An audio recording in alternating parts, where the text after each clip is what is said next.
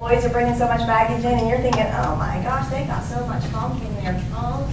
How are we ever going to be providing service today? Everybody's got funk, and they need to leave it in the trunk out in the parking lot and not bring it into your customers, right?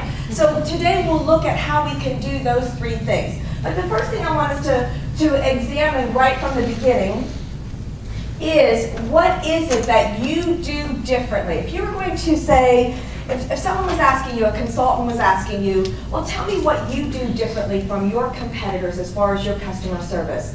I want you to just think of that. Or what do you do exceptionally well as compared to your competitors for customer service? And just jot down a few bullet points in the first section there on your handout. Some of those, yeah. And Betty said something I was eavesdropping, yes. Betty said that it's when we're asked to focus on what are we doing well, and it's sometimes hard to see that because what we're usually focusing on is what we need to get better at. And remember this, is that whatever you do well is what will draw people to you. So whatever it is that you're known for doing and doing so well, that's what people will draw people to you, and that's what you want them talking about. The area where you're weak, of course, we want to work on that because that will be the weak link that holds you down. And we always want to be getting better at the areas that we're already good at. Now, here's the challenge with thinking about thinking differently, is that we all have a tendency to think alike. Let me show you what I mean. You've got some space there. I want you to do a quick math problem. Are you ready? 8 o'clock in the morning? Ready for math? Okay. All right. You can always ask somebody to help you. Think of a number between 1 and 10 and write it down. Any number between 1 and 10, write it down. The second thing you have to understand is, who is your target customer? I know many of you in here, if I say who is your target customer, the correct answer, or let's say it's not so correct, but the right answer would seem to be everyone. Everyone. Anyone. Everyone needs this. Is that a realistic answer? No. Why not? Can you reach everyone? Even with a fabulous website? No. Here's the thing. Go ahead and put your hands out to the side like this, like it's the scales of justice. Okay? In your right hand is time, and in your left hand is money. Time, money. In marketing and reaching your customers, if something takes you less time, scales of justice, if it takes you less time, it will always take you more money. If it takes you less money, it will always take you more time. Is there anyone in here like this morning, they thought, you thought, I don't even know what I'm going to do today. I have so much time, but I don't have budget. I think I'm going to go play 18 holes this afternoon because I got nothing to do. Anyone have that thought? Not money. Gosh, look at this bank account. I'm not earmarked for anything. Wow. Listen, yeah, there's not a number of abundance of either one. So, who is your target customer? Who really wants what you're selling? Who is it that is going to connect with you to buy that product or service? So we have to know who that target customer is. I'm going to come back to that in just a second. And this last one, how can you avoid or beat your competition? Because just as soon as you get good at something, they'll come along and they'll start to copy it. We were walking through the airport yesterday, and one coffee shop has come out with a cinnamon caramel latte thing. We're walking through a smaller chain, has copied it. Good business? Sure. Sure. Better way? I don't know. You have to think about, what is it you're providing? I always like, complete this little phrase for me, 2 all beef patties. Yeah, special sauce on his cheese pickles, onions, sesame seed butter. When did you learn that? Oh my gosh. Yeah, okay. That was before McDonald's had sold 1 million burgers. They came out with that little ditty. That was, for some of you who are young in here, fast food was not on every corner. We did not always do Meals on Wheels. It wasn't always drive-through McDonald's, drive-through Burger King, right? And so McDonald's was getting a corner on the market in fast food. It was a niche that had not been captured before. Burger King counteracted that. Instead of just copying it, what did Burger King come out with? Have it your way. Hold the pickles, hold the lemons, special orders don't upset us. Yeah. All we ask is, how's it end? All we ask is that you let us serve it your way.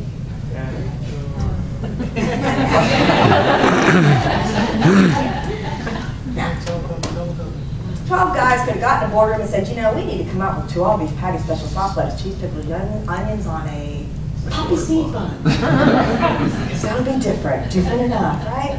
But now they're saying you don't even like the special sauce. Why are you having someone tell you how to eat your burger? For crying out loud, come over here and do it your way. We'll serve it your way. Who is your customer? Is it good to copy what your competitors are doing? I'm all for it. Is it good to just because they're doing it, tag on to it? Maybe not, maybe not. And my favorite is Dan and Yogurt's Activia. Women, did you know that we have so many challenges with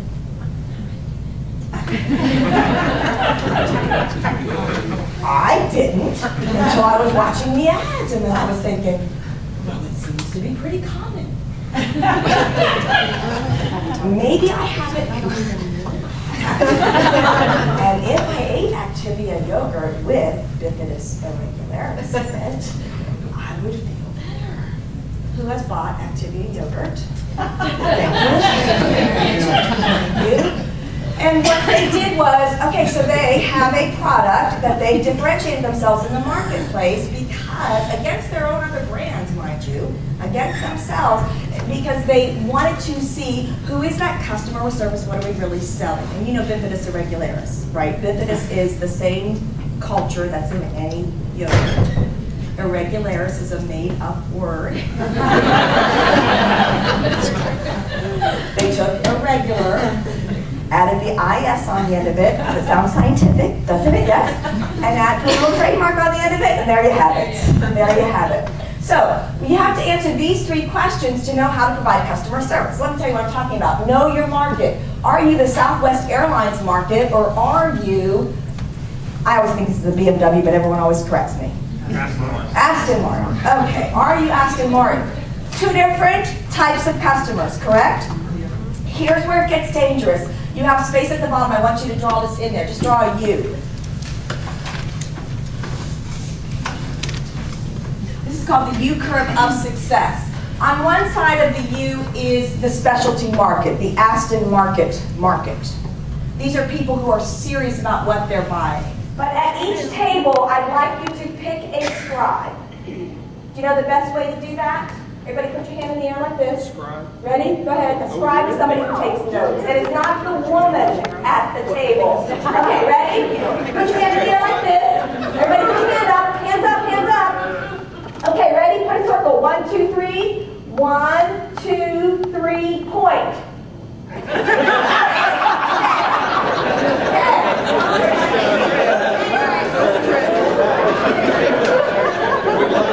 Whoever has the most fingers pointing at us, guess what? You've just been promoted. Yeah. Okay, so you're the scribe. All that means is you're taking notes, okay? So here's what I want you to do with your table.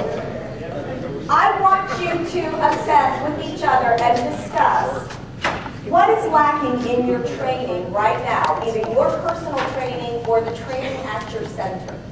I want you to talk about what's lacking at your center or in your personal training. So here's the 3 things you're doing. You're meeting each other if you haven't already, you're exchanging business cards if you want to, and you're going to discuss these 2 questions. Scribe, what's your job? Write it down. See how easy that is? And then we'll bring it back and get ideas from the group as a whole. I'll give you about 3 minutes to do that. You're hearing things today. There's going to be a little voice inside of you that rises up and says, yeah, that's real nice, Monica, but that can't work for us. How many of you who are trainers or counselors, you take an idea to your director. You've got this great idea, and your director says, can't really see how that's going to fit in the budget, can't see that working here.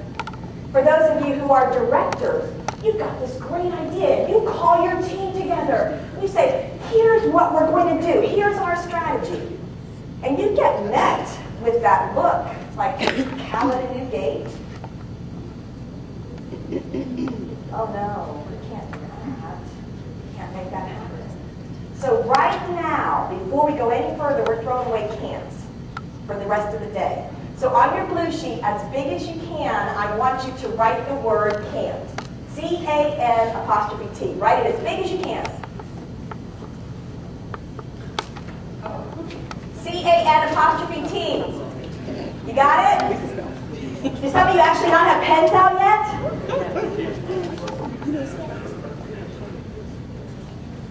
C-A-N''T, you got it? Now, take that paper and crumple it up.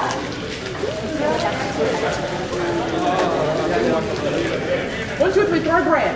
Throw, yeah. Now, throw it. Don't get anybody in the eye. Okay, throw away. Throw.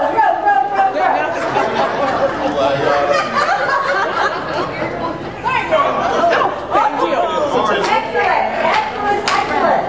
So here's what we're doing.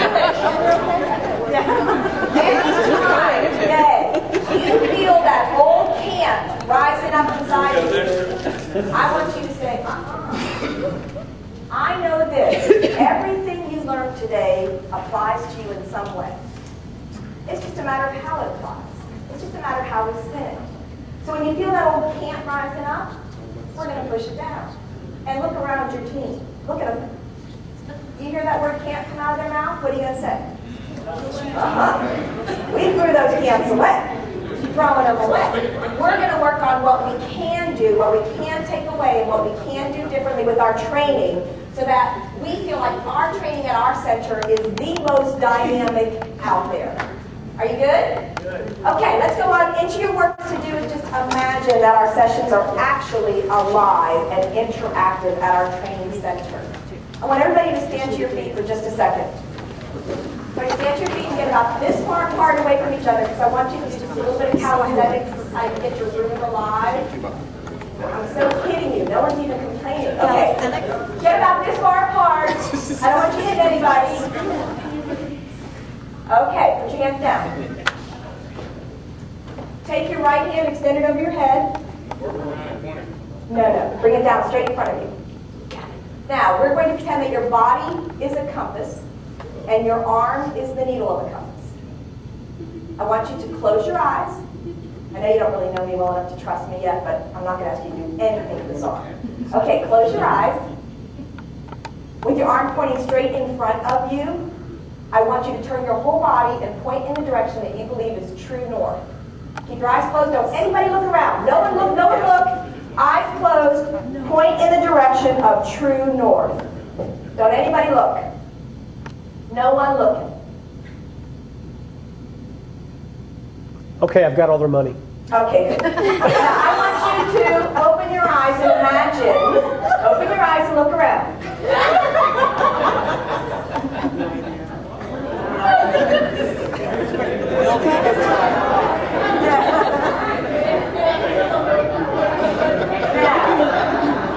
If this was a team of people you were trying to get in a certain direction, are you in trouble or what? Hey, we're going north. See you there. Bye. Okay, now, everybody see that exit sign in the back of the room? Let us say that, hey, we all need to get to that exit sign by the end of the day. So everybody point to the exit sign so I know that everyone knows where it is. Now look around you. We got a better chance, right? Some of us will take longer, but we all have a chance of getting there. Go ahead and sit down. Where's Ford?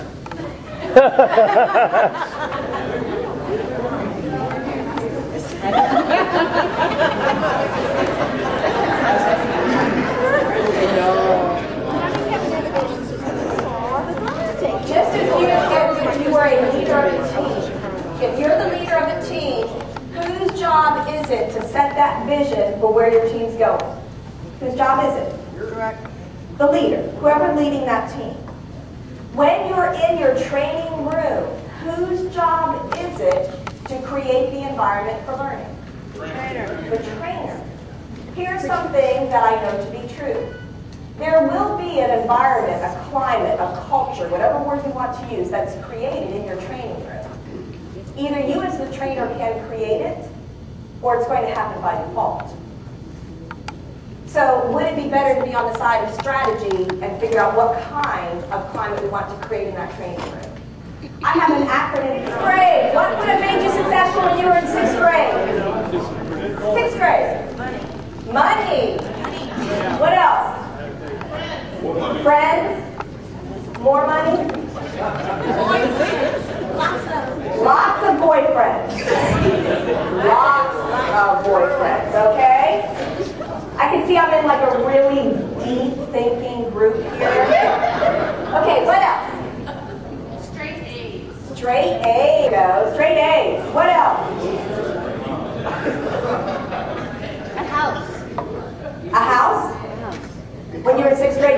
about. Okay. Kimberly was forward thinking. She was thinking ahead. Okay. Yes. Not getting grounded. Not that you ever did anything that would have been worthy of grounding, right? Not grounded. Anybody else? I'm a teacher. I'm sorry, how? I wanted to become a teacher. Oh, you become a teacher. Good. You must have had some good teachers. That's right. That's good. That's good. Good. Yes. Good friends and In the band. in the band. Okay, friends, we got that, and being in a band. Good. Oh, popular. Good. Back to friends. Popular. Good. Okay, 21. How did you define success at 21? Still rich. Still rich. Okay. Stay Staying alive. alive. Forward. Staying